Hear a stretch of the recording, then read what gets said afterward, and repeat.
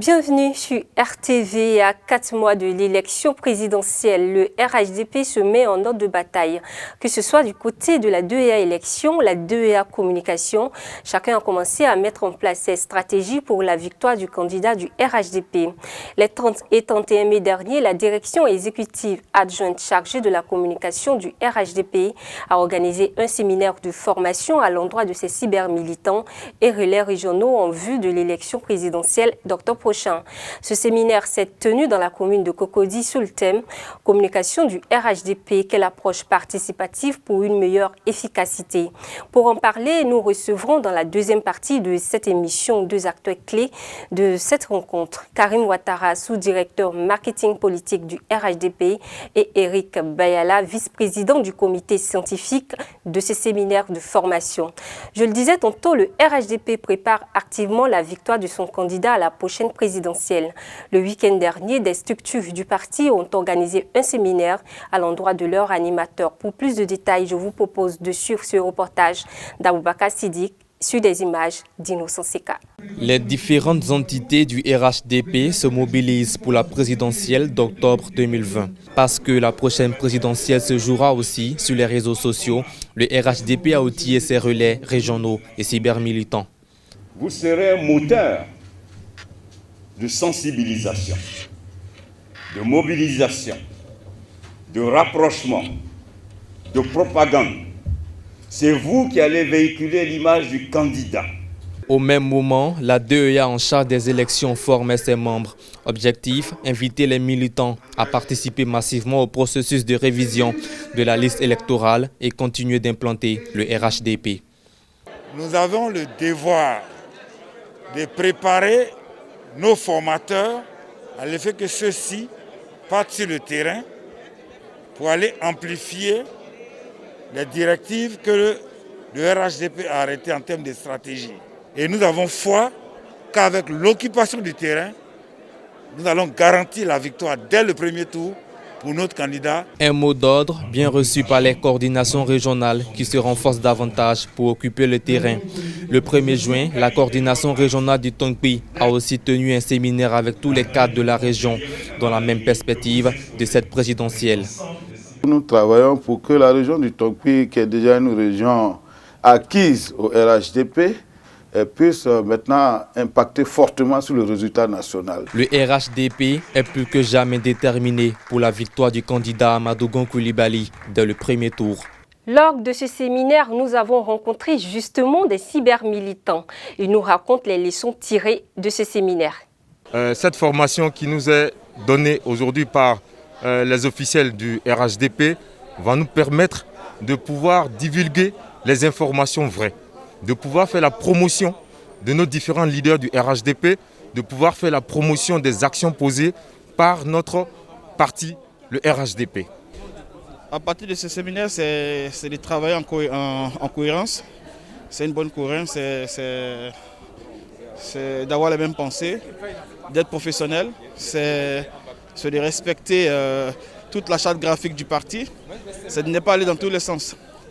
Et je pense que la communication est un facteur très important pour un parti politique. Donc le RHDP bat ses 4. Nous sommes là pour faire en sorte que les élections 2020 se passent bien. Nous sommes là pour travailler dans le sens du développement, comme l'a si bien dit le président Alassane Ouattara. Et nous sommes là pour porter plus haut notre candidat, le candidat du RHDP, Amadou Gon Coulibaly. Et disons que nous avons beaucoup appris à ce séminaire-là. C'est-à-dire qu'il y a beaucoup de choses, l'on ne finit jamais d'apprendre. Par exemple, aujourd'hui, on a su qu'il y a certaines techniques pour pouvoir détecter les faux sons. Et quand c'est comme ça, nous allons mettre ça à profit pour pouvoir détecter les faux sons distillés par les opposants et prendre un peu le dessus sur la toile. Le séminaire est l'opportunité pour nous de mieux nous former, parce qu'il faut dire que chacun vient avec ses aptitudes personnelles, mais aujourd'hui, ça permettra d'avoir une ligne de conduite unique. Notre problème, ce sont les sources d'information aussi, effectivement. Nous avons des fake news, nous avons de l'intoxication à un certain moment, et puis on a envie de réagir tout de suite. Mais nous ne sommes pas armés pour le faire. Il ne faut pas dire n'importe quoi non plus. Et à force de tourner et chercher des informations, ça nous prend 2 jours. Et à ce moment-là, l'intoxication, disons le mensonge a eu le temps de prospérer. Et 2 jours plus tard, quand on revient, on va nous dire, si vous êtes allé fabriquer ça au laboratoire, sinon on aimerait pouvoir réagir en temps réel. Mamadou Touré, le directeur exécutif adjoint chargé de la communication du RHDP, nous parle des objectifs à atteindre au sorti de cet atelier. Il est au micro d'Innocent Seka. L'un des objectifs au sorti de cet atelier, c'est d'arriver à construire une vraie équipe avec l'ensemble des cybermilitants qui se reconnaissent au RHDP, constituer une famille, construire une équipe, construire surtout une vraie armée. Parce que nous considérons que nous partons à une élection et une armée qui n'est pas disciplinée, une armée qui n'est pas structurée, quel que soit son nombre, cette armée ne peut pas gagner de bataille. Donc il nous faut de la discipline, il nous faut de l'organisation, il nous faut de la structuration. Le directeur exécutif adjoint chargé des organisations professionnelles, Sidiki Konaté, était également présent à ce séminaire. Pour lui, la communication du RHDP est une communication qui rassure. Il était l'invité d'Aboubakar Siddique. Vous savez, pour un parti au pouvoir qui répare un challenge, il y a un type de communication. Et je pense que cette direction travaille bien. Elle fait la communication qu'un parti politique doit faire. C'est-à-dire qu'elle ne doit pas être agressive, elle ne doit pas être là en train d'effrayer les Ivoiriens, en train de prôner la catastrophe. Non, elle rassure. C'est une communication qui rassure et qui rassure et enseigne le bon ton. Comme annoncé, nous débutons cette deuxième partie de l'émission avec Karim Ouattara, sous-directeur en charge du marketing politique au RHDP. Bonjour Karim. Bonjour Fatou. Et bienvenue. Merci beaucoup.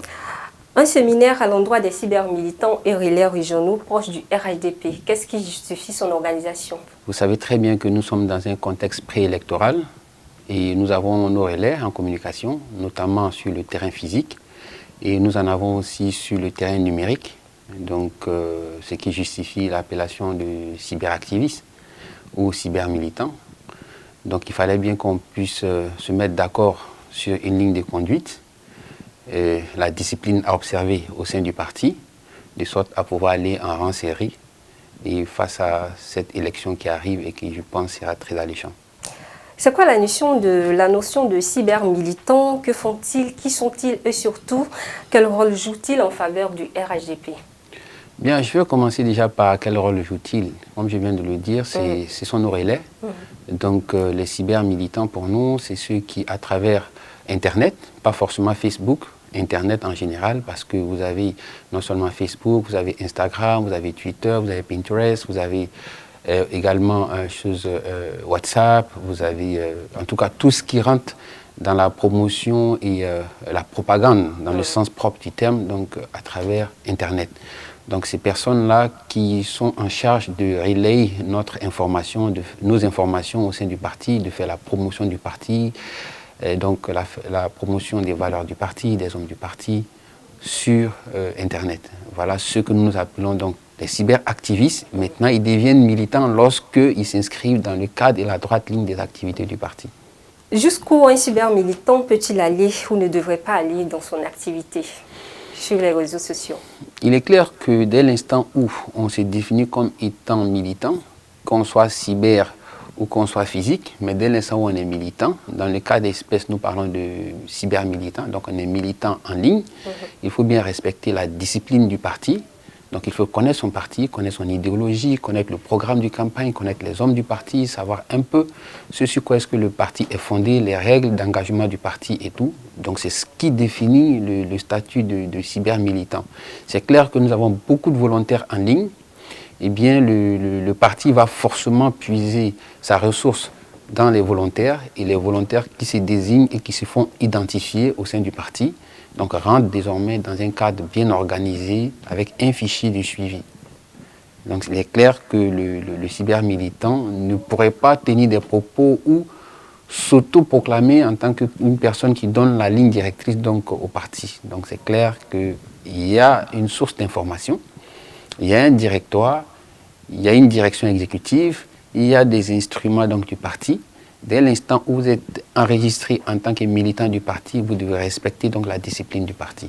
L'élection présidentielle, c'est pour bientôt. Déjà sur la toile, ça bouillonne, surtout que ces élections se jouent aussi sur les réseaux sociaux. Et de plus en plus, on est confronté à un problème, les fake news. Comment gérez-vous les fake news? Alors, il faut savoir déjà que les fake news, c'est de l'anglicisme.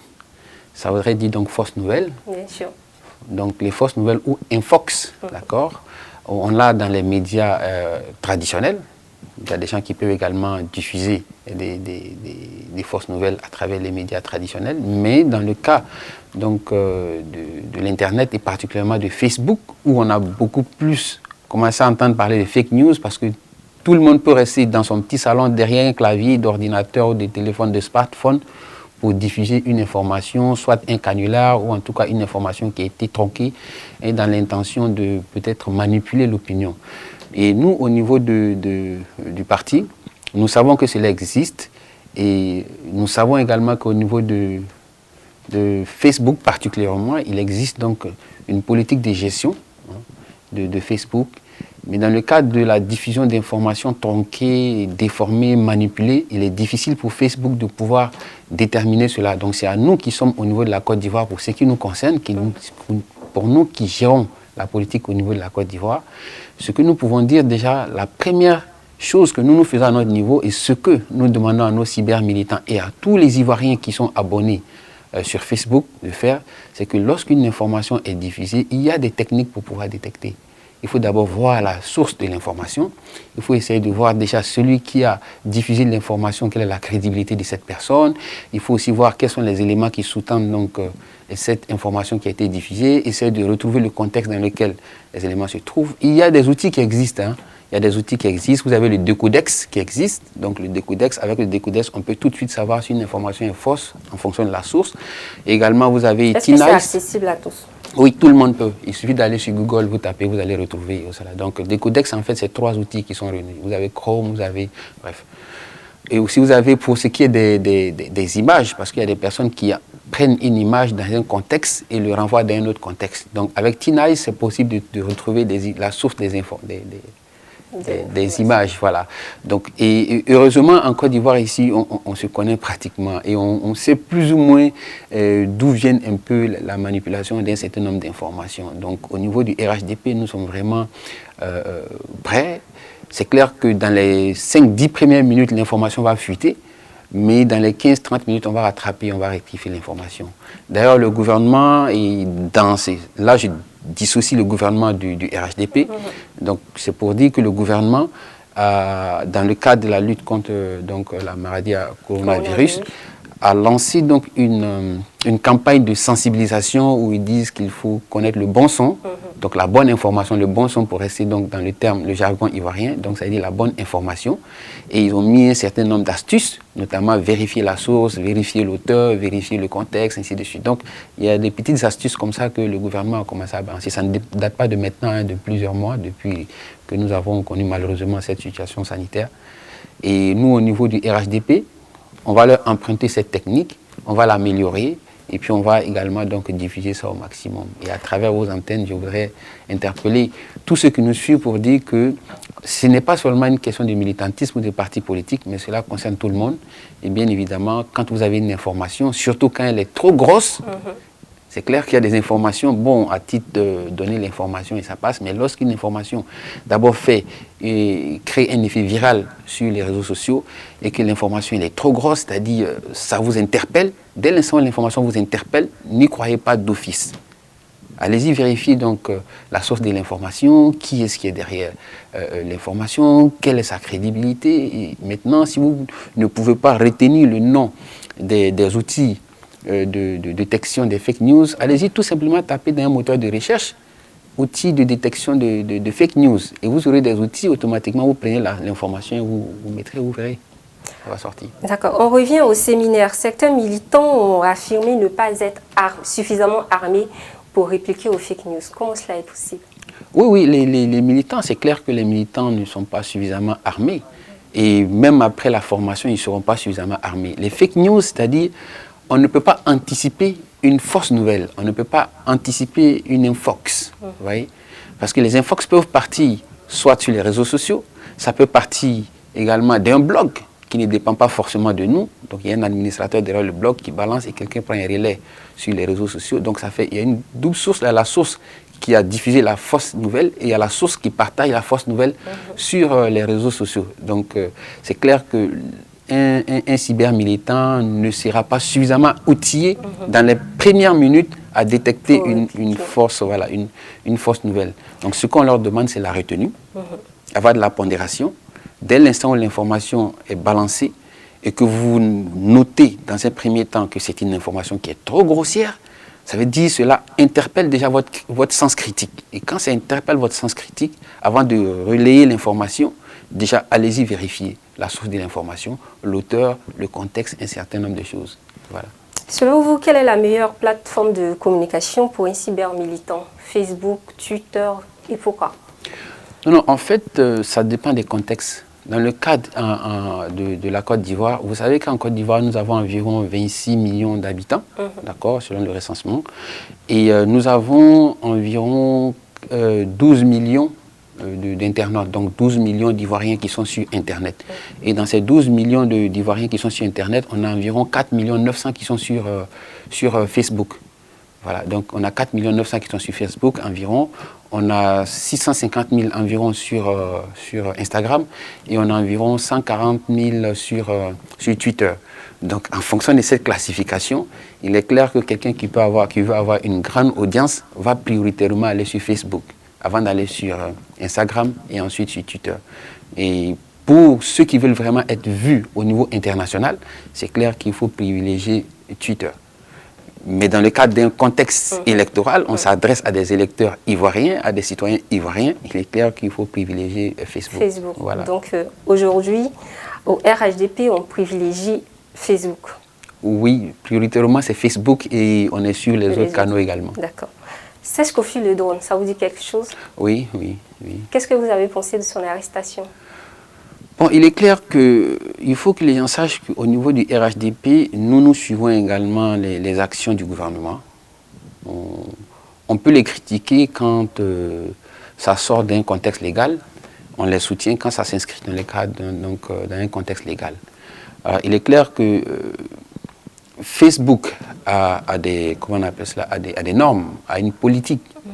Et ce n'est pas que Serge Kofi le drone. Vous savez, récemment, il n'y a même pas encore quelques semaines, le président Donald Trump a diffusé une information sur Twitter et il a été, en fait, l'administrateur de Twitter a qualifié cela d'information trompeuse. Vous voyez? Et ça a irrité un peu le président Trump. Donc c'est pour dire que si déjà au niveau d'un président, on peut mettre en doute la crédibilité d'un certain nombre d'informations, il est clair que pour toute personne qui utilise donc les réseaux sociaux pour communiquer, on peut mettre, n'est-ce pas, en analyse ce que la personne communique. Et pour ce qui concerne le jeune, comment on appelle, Serge Kofi le drone. Je rappelle qu'il a été arrêté pour trouble à l'ordre public. Il a été effectivement arrêté pour trouble à l'ordre public avec preuve. D'accord? Moi, je ne suis pas juriste, je ne suis pas le procureur, mais le procureur a réussi quand même à nous démontrer, et nous sommes tous sur les réseaux sociaux, nous avons pu voir qu'effectivement, à un moment donné, dans une situation où il y avait vraiment le risque de contagion, il demande à des riverains de sortir pour s'attaquer à des édifices qui n'étaient même pas là pour faire du mal à quelqu'un. Je veux dire, c'est un site pour juste faire des tests. On n'avait pas besoin qu'on fasse sortir du monde pour aller casser et vendre une mauvaise information. Je pense, dans la teneur des propos qui ont été tenus, cela incitait à la violence. Il a incité à casser. Voyez. Donc là, ce n'est plus on sort du cadre donc, de l'activisme pour rentrer dans la délinquance. Voyez. Parce qu'il y a le cyberactivisme qu'il faut dissocier du cyberdélinquant. Ça existe. Mais c'est bien dommage et je souhaiterais vraiment qu'on puisse juger sa situation le plus rapidement possible. Mais aussi, il ne faudrait pas qu'à travers l'action à travers l'exemple de Serge Kofi le drone, que la liberté d'expression soit piétinée. Et je ne pense pas que ce soit l'objectif visé par le gouvernement ou par le procureur.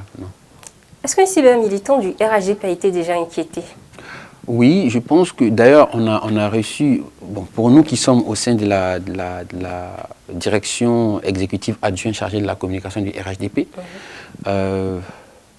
lorsque le procureur de la République a communiqué sur les mesures concernant donc la division de fausses nouvelles, la diffamation, un certain nombre de choses, ça ne date pas de maintenant, hein, c'est des informations qui sont sûres. Donc on a reçu et on a encore reçu au cours d'une de nos réunions qui avait été organisée par notre directeur exécutif adjoint, donc en la personne du ministre Touré Mamadou, on a reçu une personne ressource du ministère de la Sécurité et qui est venue, qui nous a informé, qui a dit, mais écoutez, les instructions ont été données et c'est clair que même si un de vos militants au sein donc du RHDP, je dis bien un de vos militants parce que c'est le ministère qui vient parler à un parti politique. Donc on a été mis en garde. Et si un de nos militants sur Facebook, Twitter ou en tout cas un de nos cyber-militants transgressait à ces lois-là, la personne sera arrêtée purement. Et je pense que d'ailleurs il y avait une personne qui avait été arrêtée dans la semaine et qui devait comparaître. Non, je ne suis pas, parce que je suppose que vous êtes vu sur les réseaux sociaux et vous savez que je ne peux pas divulguer son nom pour la protection, n'est-ce pas, des données à caractère personnel. Si le procureur le veut, peut-être que lui pourra donner le nom. Mais nous avons été informés.